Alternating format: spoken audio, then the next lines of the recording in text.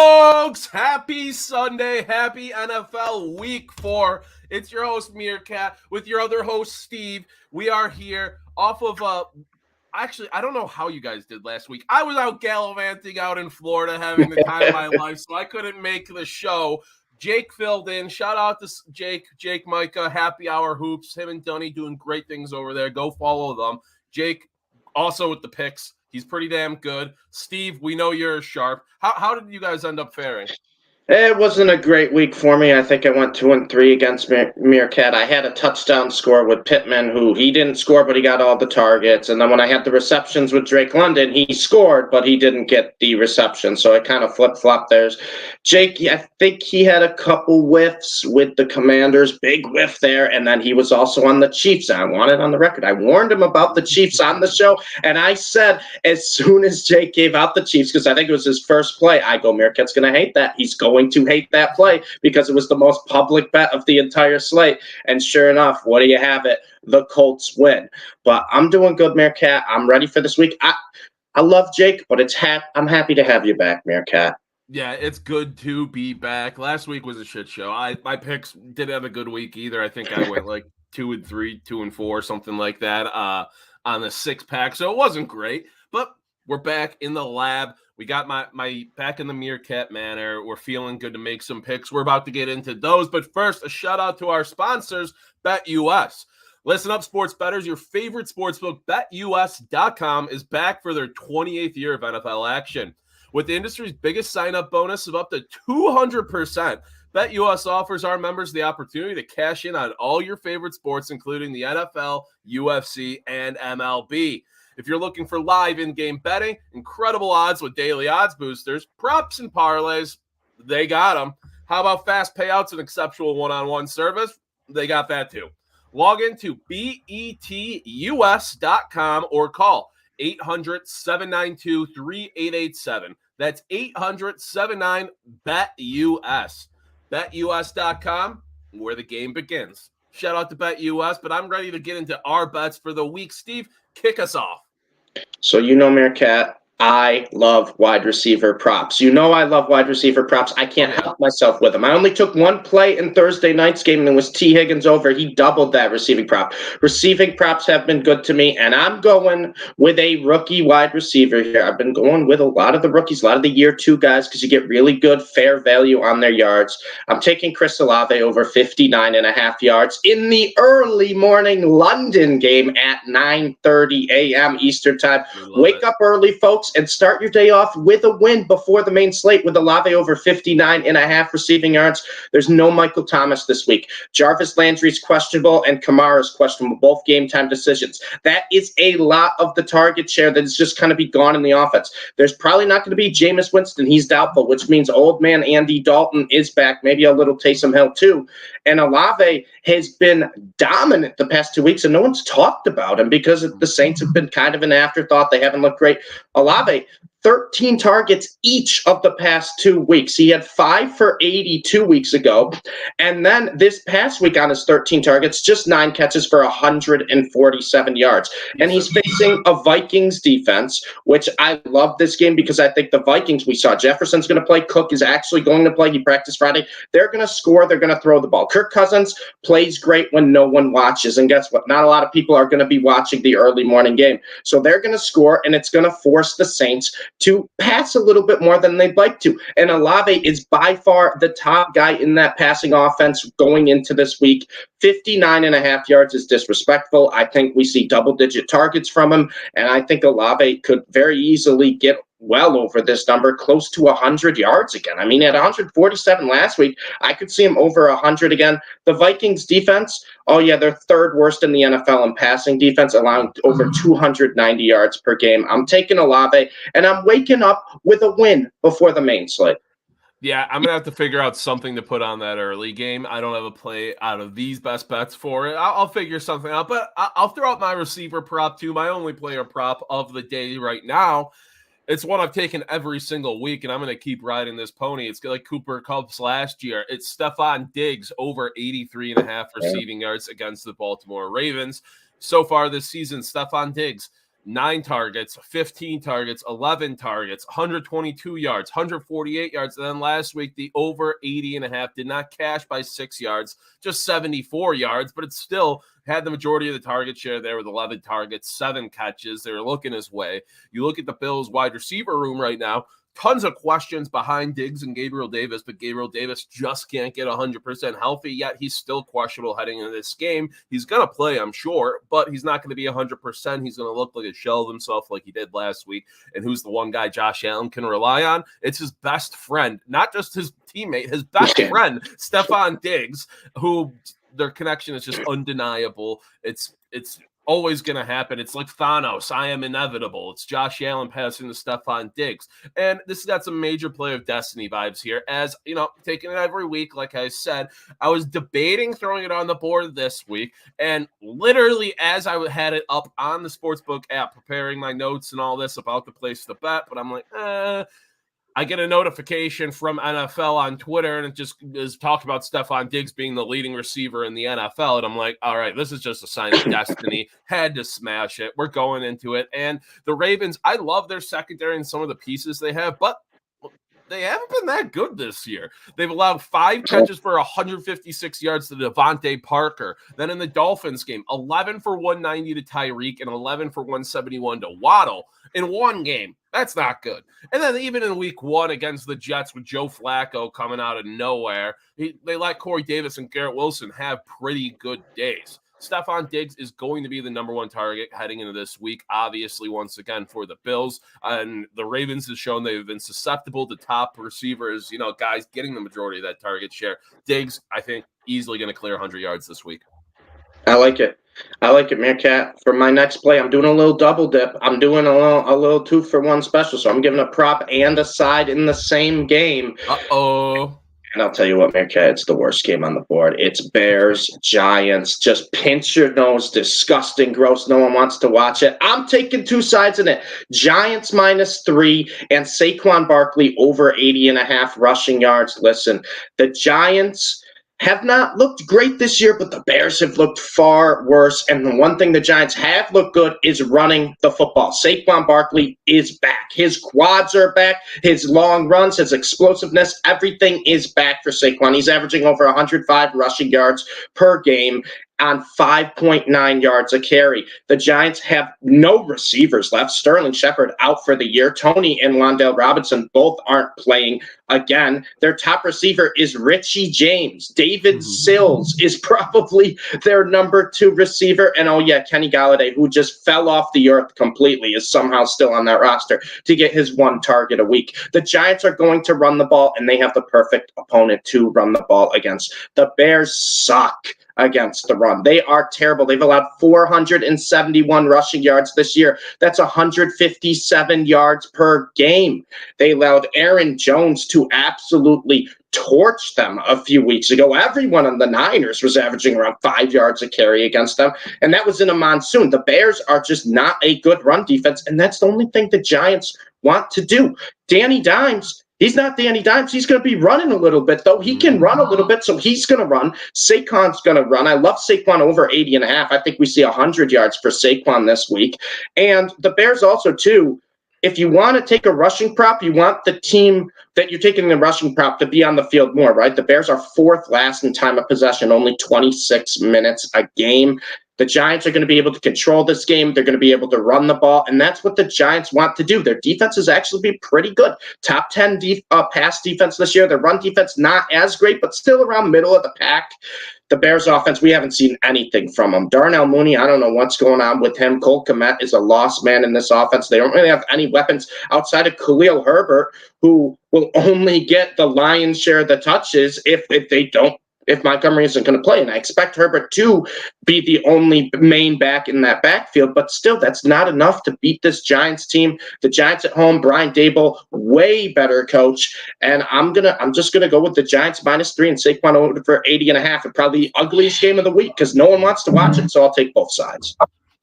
Yeah, that's a game I just straight up don't want to watch. I don't want to bet, but I do kind of have some action on it.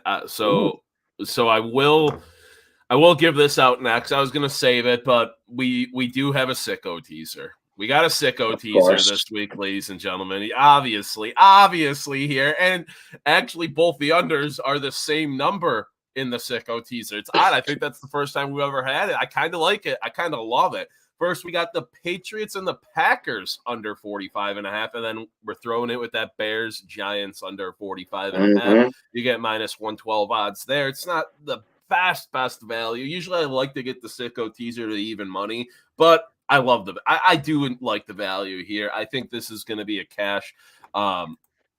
We just needed a good sicko teaser, but we're essentially just fading the two most public overs on the board of the day that I've seen so far, according to the numbers, and we're going to give ourselves a little insurance. I mean, that's really what this sicko teaser is all about. At unders in the Packers game this year, 3-0. Unders in Patriots games this year, 2-1. Both of these teams are going to be really relying on the run this weekend, so I'm expecting a real grind fest. Aaron Jones and A.J. Dillon have been rolling, and they're going against the beat-up Patriots defensive line. So I like the Packers to kind of, no Sammy Watkins. Now who knows what's going on with the receivers. Rodgers has been all over the place. They're going to rely on that run, and then no Mac Jones for the Patriots, and they have, they're all reliable there with Ramondre Stevenson and Damian Harris in the backfield. We know they're both good. We know they both can produce, but I don't think there's going to be a lot of points in this one. I think we're going to see just a real grind fest. And then Bears and Giants are both 1-2 this season on their overs. So I don't know. I just like the under in this one. Plus we're fading the public. If either of these teams broke 25 points in this game, I'd be really surprised. The defenses too are actually kind of decent for both of these teams. Yeah, I'm fine with that. I gave a double dip, Merekat, so give me your third play. All right, let's go. What should I give out next? All right. We're gonna go with a straight play here. We got more teaser action. We're going with a straight play. I love this play. I absolutely love this play. I don't even have a lot of notes on it. It's just the Las Vegas Raiders minus 2.5 against the Denver Broncos. Okay. I simply refuse to believe that this Raiders team is going to start 0-4. They went from my dark horse to win the best division in football to being in the worst team in the NFL discussion, which is absolutely ludicrous. The Broncos, they're 2-1, but they stink. Broncos are not good. Russ is washed. That offense can't figure out what it's doing. Nathaniel Hackett is a literal hack, no pun intended. He just sucks. When that hire, it made no sense. It was only because they were trying to maybe draw over Aaron Rodgers, which didn't happen. So they were stuck with this guy who has not been a good offensive coordinator in the NFL. And now he's needing to hire an assistant coach and stuff just to help him with game day decisions because he's so in over his head. Those cracks are going to really start to get wider and wider and hurt this team. And despite the fact that the Raiders are 0-3, I just have to take them here. All their losses have been by 6 points or less. They're a good team. They have a good offense. I know they're still figuring things out, but they are not an 0-4 team. I'm buying low on the Raiders here, minus 2.5 against the Broncos. I think they win by a touchdown. I like it. It's definitely going to be a classic fade the public pick, right, where everyone sees the Broncos getting points and 2-1 and like, wait a second, what's going on here? And they just automatically take the Broncos, also kind of a chase spot right in the afternoon slot. I'm going with a play that's probably against every one of my instincts because I feel like everyone's going to take this because it's the classic Sunday night chase game, and I hate it, Merekat. I'm taking the Chiefs money line. And I don't care. I'm going to eat the cheese with the Chiefs. They just lost last week in Indy, and it was a game kind of smelled like a trappy line. The line was less than a touchdown. Indy kind of did what they needed to do, run the ball, involve Michael Pittman. And the Bucs, though, I know the Bucs roster has been great. I know their defense hasn't been great, but their offense, Merekat, has looked so pedestrian so far this year. And all their receivers are still limited in practice. I know Mike Evans is back from the suspension, but Godwin was limited. Julio was limited. Perriman's not going to play. And it's just, I can't get up for this Buccaneers team. This feels like a classic primetime revenge spot from the Super Bowl a few years ago where the Chiefs come out and they just wax them. Everyone's healthy outside of Valdez-Scantling for this Chiefs offense, basically the entire Chiefs team. They're very healthy right now, outside of McDuffie, who was out for the year a few weeks ago.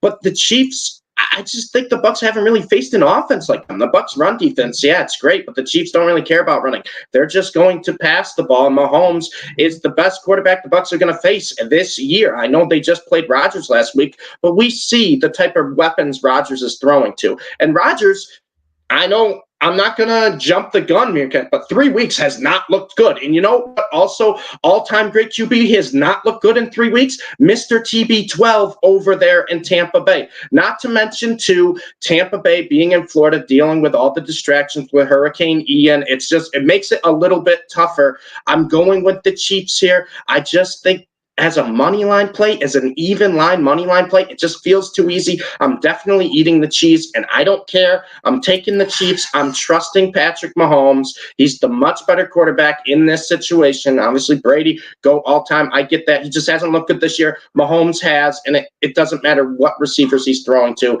He's still Patrick Mahomes. I'm going to take the Chiefs. I'm terrified because it's the Sunday night chase spot, right?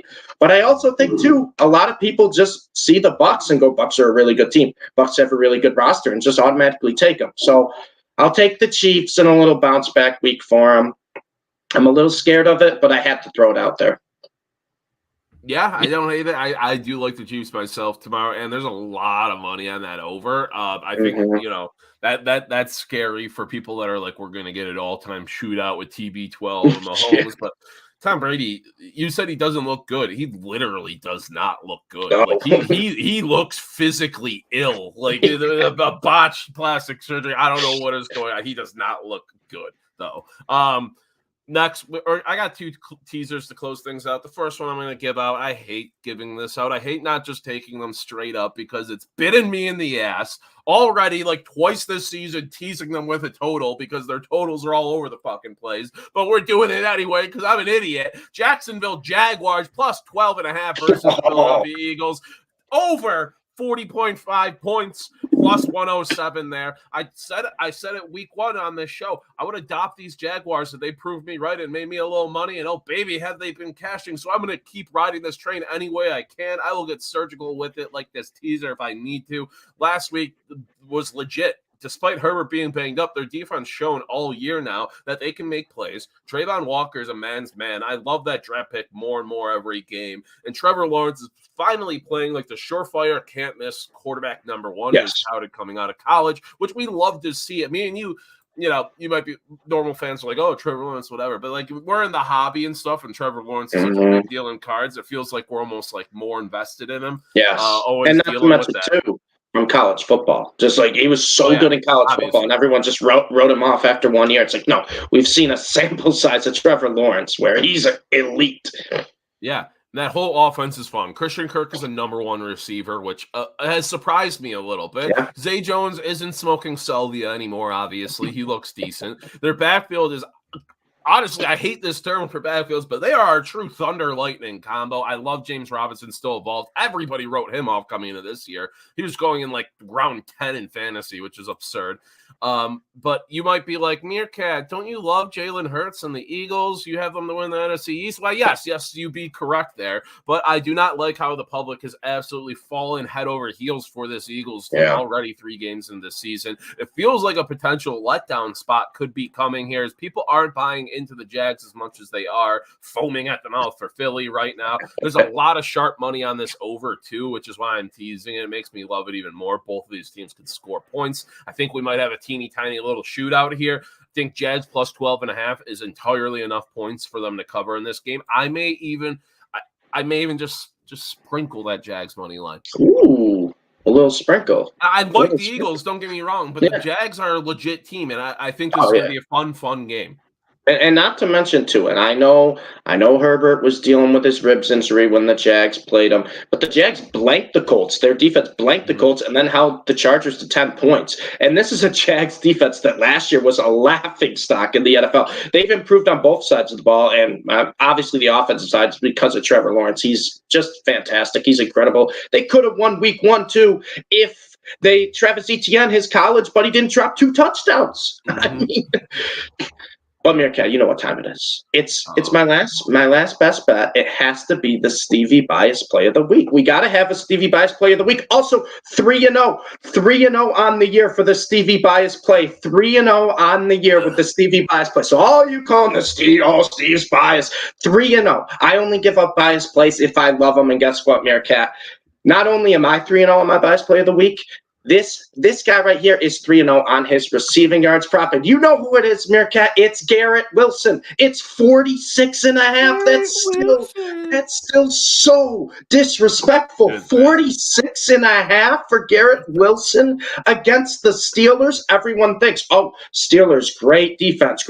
Steel curtain. They're incredible. Such a good defense. Their pass defense, not that great. It's not that great, everybody. The number one receiving option. So the number one receiving option against the Steelers this year, that's in terms of targets. Ja'Marr Chase, week 1, 16 targets, 10 catches, 126 yards. Well, yeah, that's Ja'Marr Chase. He's going to do that. Week 2, Jacoby Myers, 13 targets, 9 catches, 95 yards.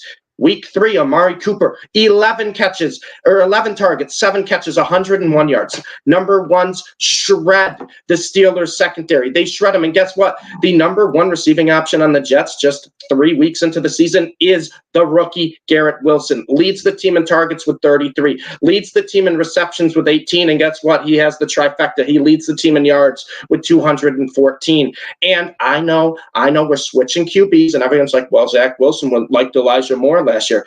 I don't care. Zach Wilson's going to like who the better receiver is. Garrett Wilson's the most talented receiver on this team, and it's a QB upgrade because whether you like or hate Zach Wilson, you can't know who does not move in the pocket. Zach Wilson is going to move around the pocket. He's going to get his receivers the ball. Garrett Wilson, 3 for 3 prep this year. It's still somehow under 50, 46.5, insulting number. I am absolutely taking that. And, oh, yeah, real quick with this whole Garrett Wilson, Zach Wilson connection, Merekat, Garrett Wilson got hurt in 2 games already this year and came back in both those games and still hit his receiving props. He missed almost half the game last week after he got hurt. First half, he was on a tear. I think he had 50-something yards on his first 5 targets of the game, and then he leaves for a few quarters with injury. Week 2, he left with injury, came back. He hasn't even played these full games, and he's still getting the lion's share of the targets. Zach Wilson knows that. Zach Wilson isn't stupid. He's going to be like, oh, Garrett Wilson, I probably want to get him the ball. He's an elite route runner. You know how much I've raved about this guy since college, the past couple of years. 46.5. Until this line becomes respectable, I'm taking it every week. I may not give it out as a best bet every week because I don't want to give out the same thing, but 46.5, stop it. Just stop it. Just give it to me. Yeah, Wilson does scare me a little bit, but that's just a disrespectful ass number. I think I'm going to have to tell you on that one. But to close it out, I'm going with another gross surgical teaser.